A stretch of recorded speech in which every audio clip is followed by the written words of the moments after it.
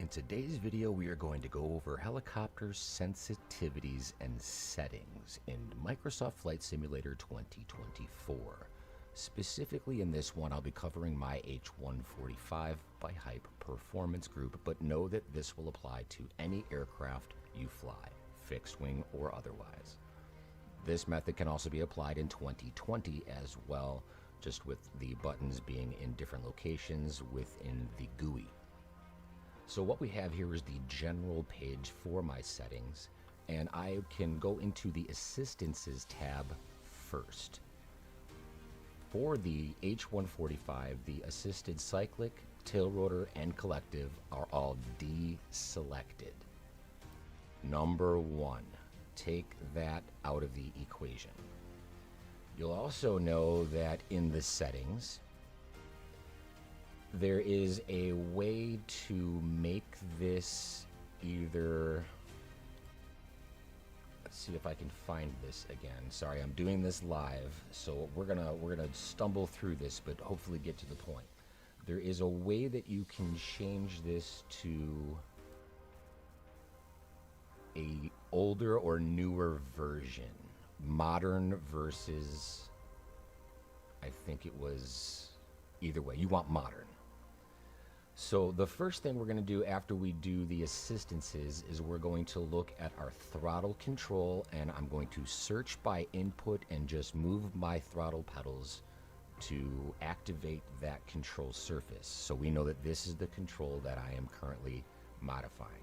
I'm going to go to the cogwheel at the far right and click on it. Then within the tweak action curve, you'll see that I have control settings here that are not straight.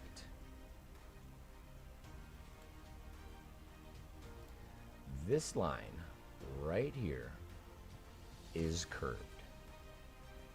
What it means right here in the very center is what's called dead stick. That's when you have no input happening to that controller whatsoever.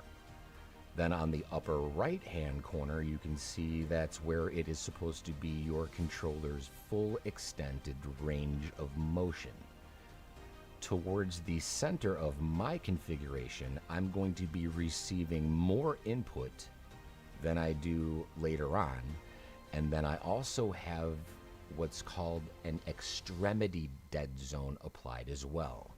So I don't need to go all the way to the end of my movement to get all of the control from that surface, if that makes sense.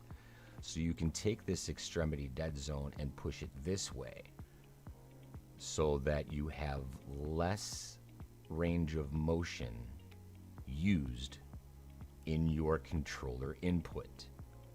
I don't need to go full input with my rudders to make this happen. But in order for me to get smooth movement out of these, I find that if I have the extremity dead zone at a positive 0.05, which means there's actually more motion that should be able to be inputted into this control when I am full left or right rudder. I also have a plus sensitivity, I should say, for the sensitivity itself. And you can see that these numbers drift, and this happens every time I come in and out of the simulator, but I want this to be at a 0.2. I want the curve to be more than straight. I want more input sooner in my controller movement. I do not put a neutral or center dead zone in here because there isn't a center really that is stopping my specific helicopter from reacting left or right with my rudder pedals. It doesn't seem to have any phantom inputs when I'm not touching the rudder pedal, so I leave this one at 0. But then if I go back in, and now what I'm going to do is search by input and do a right cyclic input after changing to T16000M, obviously. Right cyclic input, cogwheel for the settings, tweak action curve, and you can see that this is a completely different setup. Now what we have is a straight line, a little bit of a dead zone in the middle, and at both extremities there is a flat spot. So what this means is that when I'm not touching my controllers, there is zero possibility for phantom electric signals to be input and recognized by the simulator. And then at the top of the line, this specific control will have less range of motion than the controller is actually capable of doing. Hopefully that makes sense. So if I'm full right stick, I'm actually going way past the end of my controller's input. Right? So if the extremity dead zone was on the other side of this, it would require more input than my controller is capable of doing. So we're going to leave that extremity dead zone at like a 0.1. Without any sensitivity curve, I want the input of this controller to be the same the whole time. Or do I? I believe this will depend on your individual controller and your taste.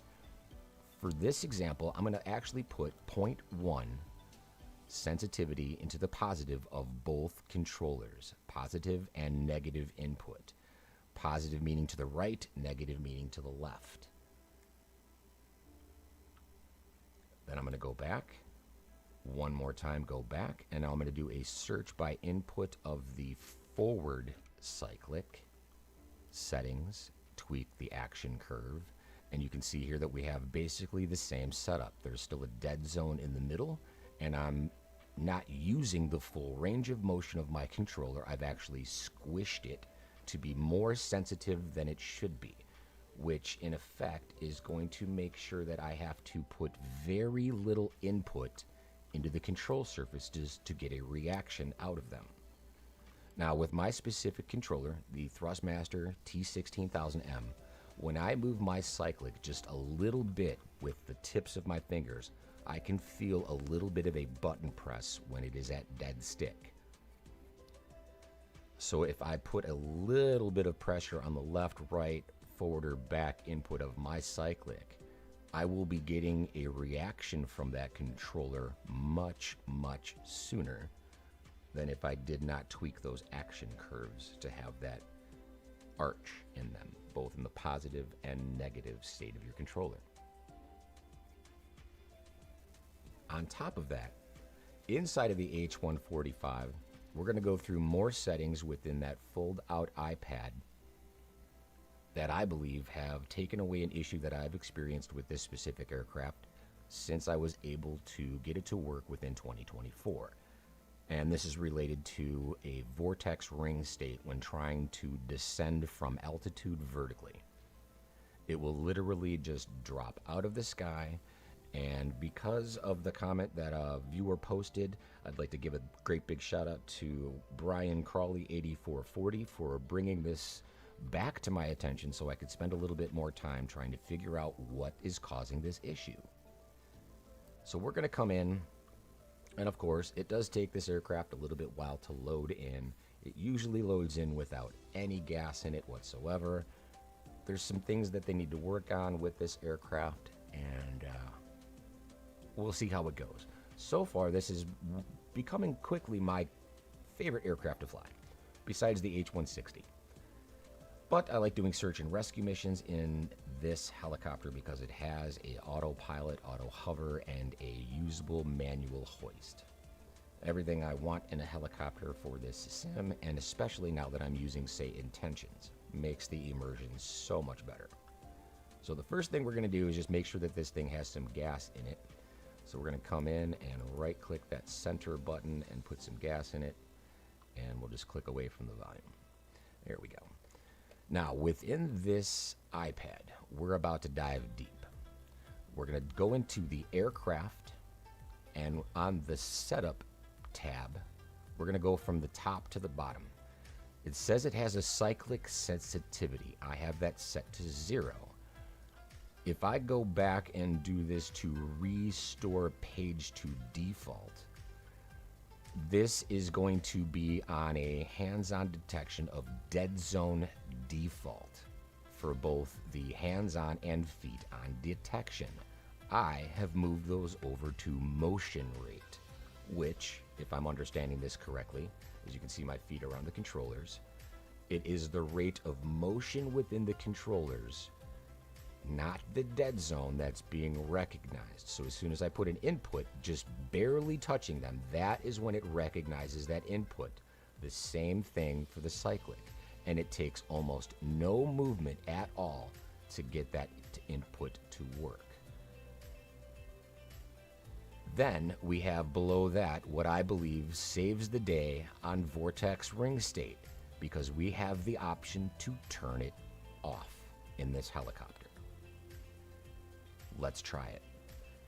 Beyond that, the pedals trim system and Cyclic trim systems that they have here are either available for software or hardware. I have mine turned on to hardware, not software. Hello, Mr. Wilson, how are you? Thanks for joining the stream. Hopefully this is helpful for you. I do have the aircraft damage on. The follow-up Cyclic trim, I have to both. The Cyclic displace reset time is set to the smallest increment of time of 250 milliseconds, and then my collective increase and decrease step size has been moved from default to smallest. I am doing fantastic, Ben. Thanks for asking. Then I'm going to slide over to the Options tab. There's not really a lot that you can do in here to make your flight characteristics or flight model any better, but it's good to just know what is capable in this aircraft, because this portion right here, and I've said it before, is exciting to me. It says shared cockpit support. So eventually, we're going to be able to put two pilots in this aircraft and fly it together. Pretty amazing. So now that I have all of those sensitivities set, it takes very little movement of my controls to get this helicopter functioning. The ground effect in this helicopter even becomes more realistic. These settings have absolutely been a game changer. So what we're going to do is we're just going to kind of come up into the air and test this Vortex ring state setting that we've had so many issues with, because if we try to do a vertical descent, a lot of the times this thing will just fall out of the sky. Now while I do this, I'm going to bring in my camera a little bit. I'm going to fold the iPad away for visibility, and I want you to take notice on my right hand screen. There is a yellow diamond and a yellow dot visible, okay? Hopefully this is clear for all of you, but you can see that yellow dot is, or the yellow diamond is now starting to come towards the horizon. Now it's going below the horizon. I am currently in a descent, and my aircraft is in a nose up configuration. All right, this should cause a vortex ring state if I am at a certain altitude and there's disturbance around my blades. However, occasionally with this, as I descend the aircraft, it will just drop and power down. Now the diamond has disappeared, even though it doesn't look like I'm coming down that fast according to my altitude.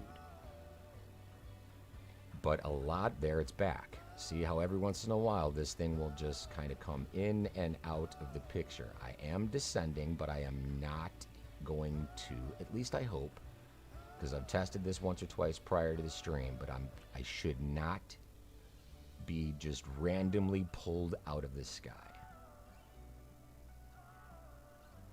I agree completely, Ben. This should be in the career mode. I have a feeling that one day, once the marketplace is opened up and third-party aircraft are a little bit more involved, it just might be, because there is that option to choose a different aircraft in career mode, and they give you the marketplace as an option. But you can see on this descent, I have a very nice, smooth control over the helicopter, and at no point did it ever just fall out of the sky. Even though the yellow diamond remains invisible. A lot of the times, if you watch the yellow dot and your altitude, bringing this down pretty softly is now pretty easy. That is 100% because Brian Crawley made me look into this setup within the helicopter. And it is 1000% because of this Vortex ring state on versus off.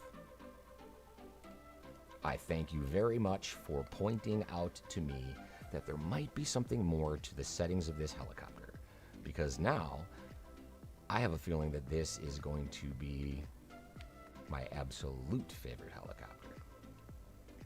Let's go ahead and get an example if we're going to approach something like a helipad on top of a building. I'm going to do this one from outside for a visual reference, just to see what kind of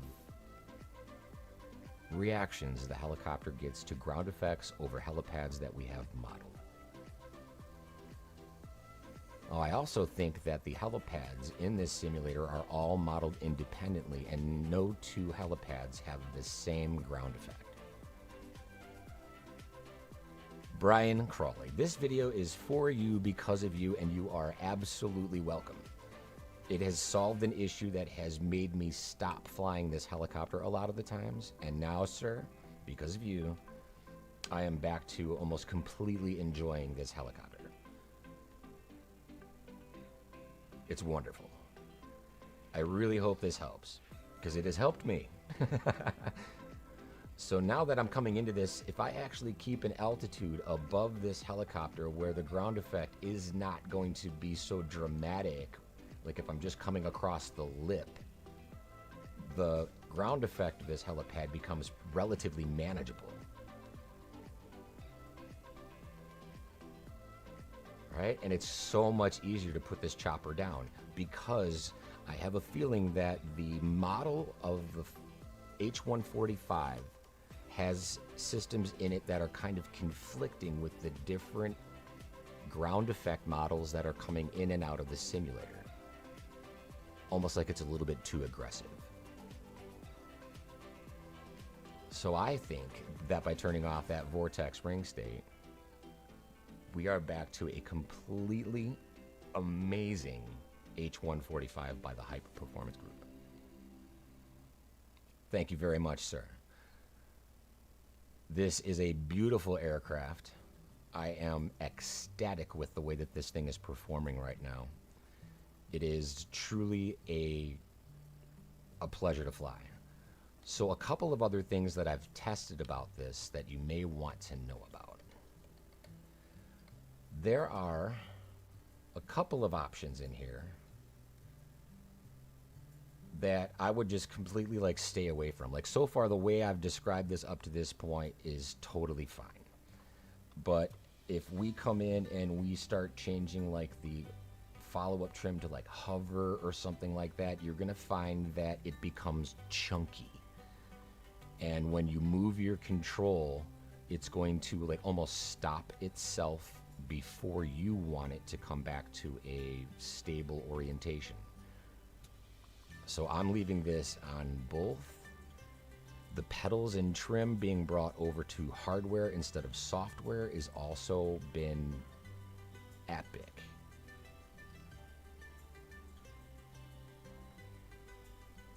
The options themselves, again, don't really have that much of anything going on in it, but this settings tab is key. Oh, your PC died today and you have to wait several weeks for repairs before you can apply the settings. Oh, I would be distraught too, my friend. That is bad timing. Especially now that we've got a solution for these issues. I'm excited for you to be able to try them, but I'm sorry that it's going to take so long for you to get to that point. This aircraft is absolutely everything it needs to be. And I actually have you to thank for the comment you gave on my last video that led me to dive further into this. So again, I've said it before and I'll say it again, my man. Thank you very much for your comment. I appreciate it. I hope this is helpful once you get back into your bird.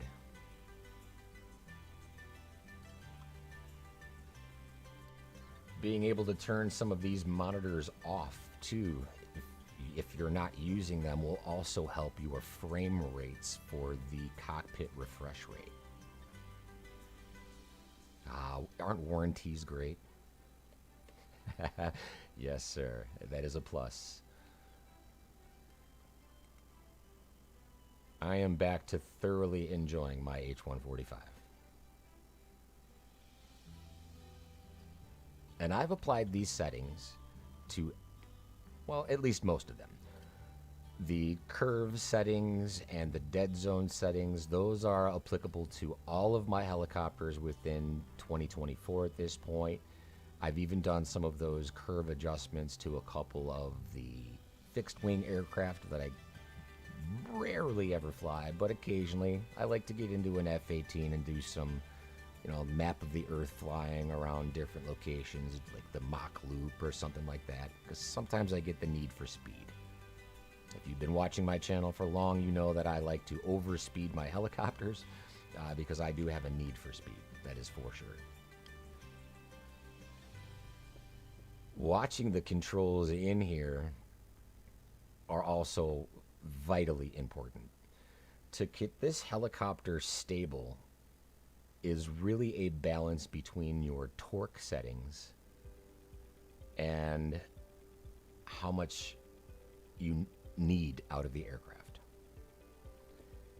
All right, so 99% of the time what you want to do with this aircraft is keep it in an angle of attack when in forward flight of that yellow dot on the horizon, as well as the yellow diamond on the horizon, and you'll adjust your throttle or speed with your collective and then adjust afterwards with your cyclic inputs to balance it back into quote-unquote forward and level flight.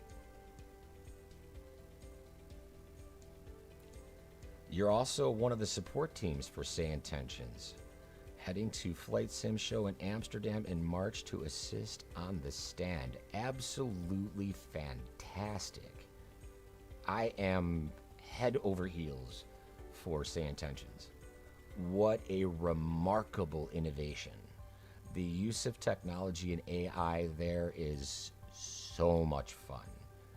Diving into some of the funnier commentators has literally had me laughing out loud in a room by myself, and it's not even embarrassing because it is so much fun.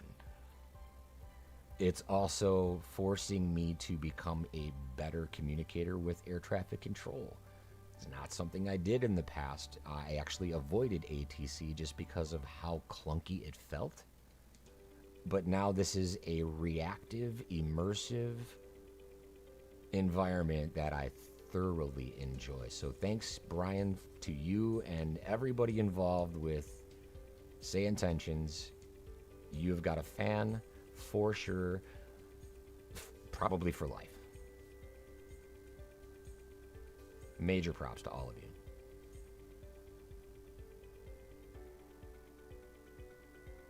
Amsterdam is a wonderful place. It's such a beautiful location. The people are amazing. I was out there quite a while ago, back in 1994. And man, what a good time. Such a beautiful location. Safe travels out there, man. And again, thank you so much for what you do with Say Intentions.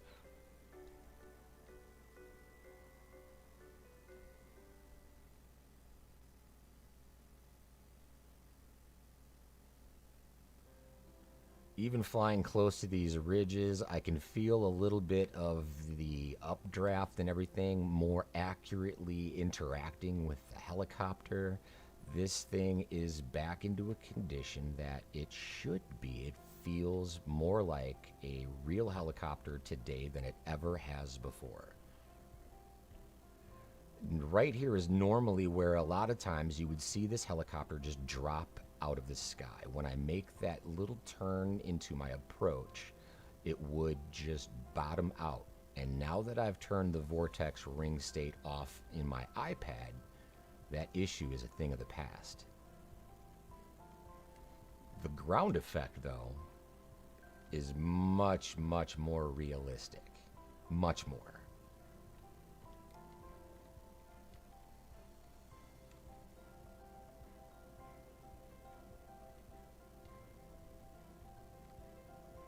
This has been a game changer for the H145.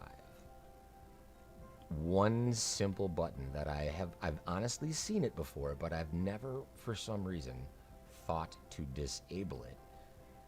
It wasn't an issue when I flew the chopper in 2020, but now in 2024, it's become a major issue. And I have a feeling that that's because of all of the improvements that they have made to their physics, reacting to the older flight model, or even the newer flight model of this 145.